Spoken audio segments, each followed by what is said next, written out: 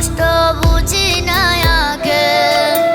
আইসি প্রবাস করছি কষ্ট কই মুখার কাছে। প্রবাস জীবন এত কষ্ট বুঝি না আগে। বউয়ের লাইগা গলার হারে ছেলের মোবাইল ফোন। ভাই বোনের যত চাওয়া করব যে পূরণ। সুখের লাগা ছাড়লাম রে দেশ ছাড়লাম বাড়ি ঘর। কপালে মোর জুটলো না